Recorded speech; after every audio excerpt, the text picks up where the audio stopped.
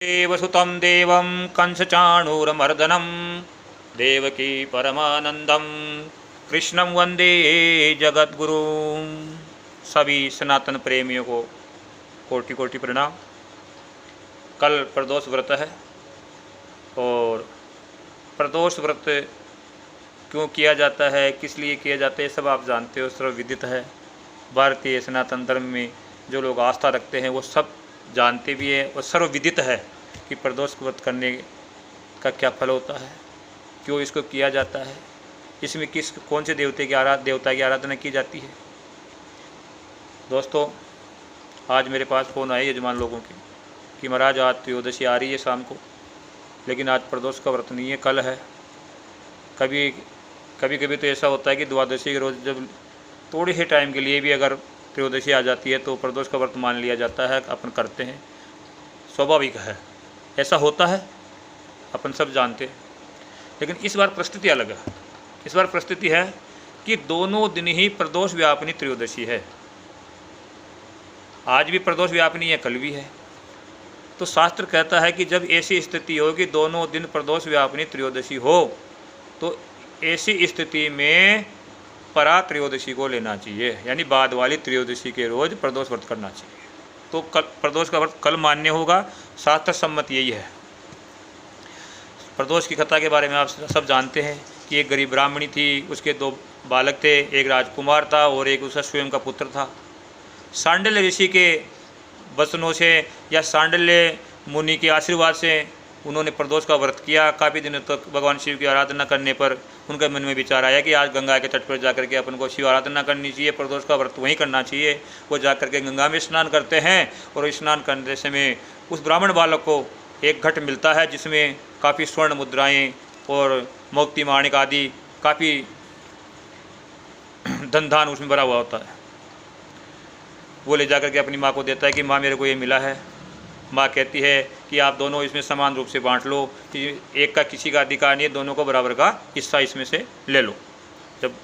लेकिन वो जो राजपुत्र था उसने मना कर दिया कि नहीं, मैं भगवान शिव की भक्ति से ही संतुष्ट हूँ। अभी भगवान शिव ने ब्राह्मण बालक पर ही कृपा की है, जब मेरे पे कृपा करेंगे तब मैं संतुष्ट होऊंगा। उसने कुछ नहीं लिया उसमें से। समय व्यतीत तो होता गया, तीनों भगवान शिव की आराधना करते रहे। दोनों कुमार बढ़ करके युवावस्था को प्राप्त होते हैं और एक दिन एकाएक अनायास ही जंगल के अंदर घूमने के लिए, विचरण करने के लिए निकल जाते हैं। तो जंगल में काफ़ी अंदर जाने पर वो देखते हैं कि एक फल फूलों से आच्छादित एक वाटिका उनको दिखाई देती है। उस वाटिका के समीप जाकर देखते हैं तो वहाँ पे गंधर्व कन्याएं नाना प्रकार की क्रीड़ाएँ कर रही होती है।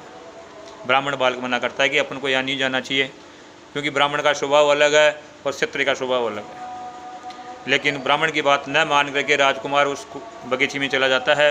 वहाँ जाने पर जो गंधर्व कन्याओं की जो प्रमुख कन्या थी राजकुमारी, उसने उस राजकुमार को देखते ही उस पर मोहित हो गई और मोहित होकर के उसके सामने प्रण करती है कि मैं आपको पति रूप में स्वीकार कर चुकी हूँ और मैं आपसे विवाह करूँगी।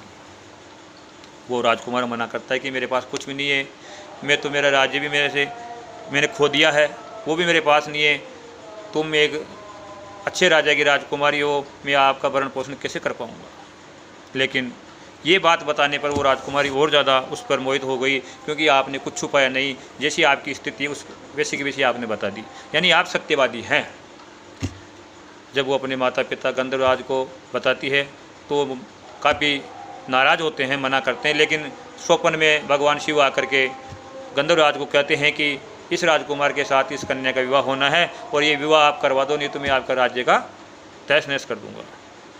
भगवान शिव का स्वप्न को ही अपनी प्रेरणा मान करके गंधर्वराज उस राजकुमार की विवाह कर देते हैं और अपनी सेनाओं के बलबूते पर उस राजकुमार का राज्य पुनः जीत लेते हैं और वहाँ का राजा राजकुमार को बना करके अपनी पुत्री को राजरानी बना देते हैं। तो भगवान शिव के प्रदोष व्रत के प्रभाव से एक स्त्रीहीन, पिताहीन, जन जन की ठोकरें खाने वाले, जन जन के द्वार पे जाकर के भिक्षा ला करके पेट भरने वाले व्यक्ति को भगवान शिव कहाँ से कहाँ पहुँचा देते हैं और वो ब्राह्मण बालक उसी राजा का मंत्री बना दिया जाता है और काफ़ी दिनों तक दीर्घ आयु तक वो जीते हैं और अंत में भगवान शिव के परम पद को प्राप्त करते हैं। तो सामान्यतः अपन जीवन जीते हुए नाना प्रकार के पता नहीं कौन कौन से पाप अपन से हो जाते हैं। तो पापों का क्षमन भी इस व्रत के होता है, इस व्रत का भी पापों का क्षय हो जाता है। बताया गया है जिसके संतान नहीं होती है वो संतानवान हो जाता है इस व्रत के प्रभाव से, निर्धन को धनी हो जाता है, बुद्धिहीन ज्ञानवान हो जाता है, और जो भी अभिलाषा व्यक्ति के मन में हो वो सब पूर्ण हो जाती है। तो इस व्रत को अवश्य करना चाहिए। और कल बुधवार के दिन प्रदोष व्रत है, तो बुधवार के रोज प्रदोष व्रत का आने का अलग महत्व है। सामान्यतः अपन देखते हैं कि बुधवार के रोज अपन बहन बेटी को विदा नहीं करते हैं। क्यों नहीं करते? यही कारण है, भगवान शिव रुष्ट हो जाते हैं। बुधवार के रोज कन्या को पीर से विदा नहीं करना चाहिए। ऐसी एक कथा मिलती है कि किसी व्यक्ति का विवाह हुआ और विवाह होने के बाद जब वो कन्या अपने पीर को चली गई तो वो कुछ समय बाद वो व्यक्ति अपनी नवविवाहिता को लेने के लिए वहाँ जाता है ससुराल। वहाँ जा कर के वो कहता है कि मैं इसको लेने आया हूँ और कल ही मैं तो इसको लेके जाऊँगा। सास ससुर बुजुर्ग लोग काफ़ी विनती करते हैं कि आपको कल नहीं जाना चाहिए, कल बुधवार है, बुधवार के रोज़ कन्या को विदा नहीं करते हैं। लेकिन नया नया दामाद था, शादी भी कुछ टाइम पहले हुई थी, किसी का कहना नहीं माना और वो अपनी धर्म पत्नी को लेकर के उस नगर से रवाना हो गया।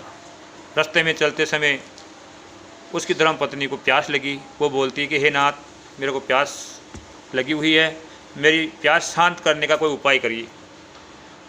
तो वो व्यक्ति उस अपनी धर्म पत्नी को वृक्ष के नीचे बैठा करके बोलता है कि तुम यहाँ बैठो, मैं कहीं से जल की व्यवस्था करके लाता हूँ।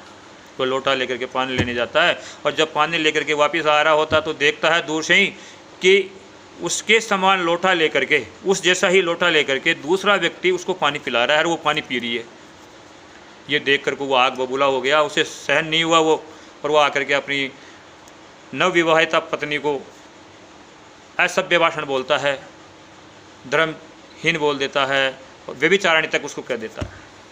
लेकिन वो देखता है कुछ ही क्षण बाद कि जो पानी पिला रहा है वो व्यक्ति भी उसके जैसा ही है। यानी उस महिला ने, उस औरत ने ये नहीं पहचान पाई कि ये जो पानी पिला रहा है ये मेरा पति है या नहीं है, क्योंकि वो उसी के पति का वेश बना करके वहाँ पे आया हुआ था। दोनों में झगड़ा होने लगा। वो तो कहता है वो मेरी पत्नी है, वो कहता है ये मेरी पत्नी है। ग्रामवासियों में कुछ लोग इकट्ठे हो गए। इकट्ठे होने पर न्याय की कामना की जाती है कि हमारा न्याय करो, ये धर्म पत्नी मेरी है, फला गांव से मैं इसको लेके आ रहा हूँ और ये ज़बरदस्ती इसके ऊपर अपना अधिकार जमा रहा है। किसी ब्राह्मण के प्रेरणा से उन्होंने भगवान शिव का आराधना की।